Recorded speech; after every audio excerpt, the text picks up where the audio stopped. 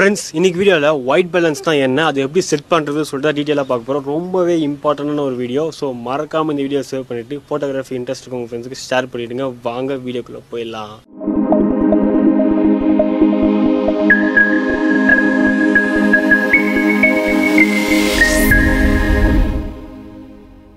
White balance தான் என்னன்னா, நீங்கள் இப்போ எடுக்க போகிற ஒரு இமேஜில் வீடியோவில் வந்து ஒரு ஆப்ஜெக்ட் ஒயிட் கலரில் இருக்குன்னா அது ஒயிட் கலராகவே தெரியணும். அதுக்கேற்ற மாதிரி நம்ம அட்ஜஸ்ட் பண்ணுறது தான் ஒயிட் பேலன்ஸ் சொல்லுவாங்க. நம்ம கேமராவில் ஆட்டோ ஒயிட் பேலன்ஸ் சொல்லிட்டு ஒரு மோட் இருக்கும். அதை யூஸ் பண்ணி நம்ம ராவாக இமேஜஸும் வீடியோஸும் ஈஸியாக எடுத்துக்கலாம். No problem. நம்ம இன்கேஸ் ஃபியூச்சரில் நம்ம எதனா ஒயிட் பேலன்ஸ் அட்ஜஸ்ட் பண்ணினா கூட போஸ்ட் ப்ரொடக்ஷனில் ஈஸியாக அட்ஜஸ்ட் பண்ணிக்கலாம்.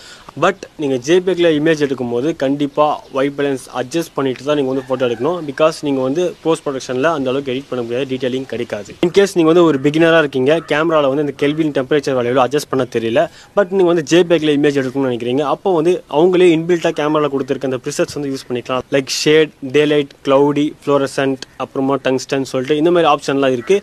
இதில் வந்து கெல்வின் வேல்யூ ஆட்டோமேட்டிக்காக உங்கள் ப்ரிசெட்டில் வந்து செட் பண்ணி வச்சிருப்பாங்க. நீங்கள் வேணும்னா உங்களுக்கு ஏற்ற மாதிரி நீங்கள் வந்து அதை அட்ஜஸ்ட் பண்ணிக்கலாம். அட்ஜஸ்ட் பண்ணி நீங்கள் வந்து எடுத்துக்கலாம். பட் இது வந்து பிகினராக நீங்கள் யூஸ் பண்ணுறது தான். ப்ரொஃபஷனலாக நீங்கள் யூஸ் பண்ணணுன்னா கண்டிப்பாக டெம்பரேச்சர் ஒயிட் பேலன்ஸ் அட்ஜஸ்ட் பண்ணி தான் நீங்கள் வந்து கரெக்டாக எடுக்கணும். அது எப்படி எடுக்குதுன்னு சொல்லிட்டு நம்ம நெக்ஸ்ட் வீடியோவில் பார்க்கலாம். என்ன ஃப்ரெண்ட்ஸ், இந்த இன்ஃபர்மேஷன் யூஸ்ஃபுல்லாக இருந்துச்சு மட்டும் என்ன ஃபாலோ பண்ணிக்கோங்க. நெக்ஸ்ட் வீடியோ பார்க்கலாம். பாய்.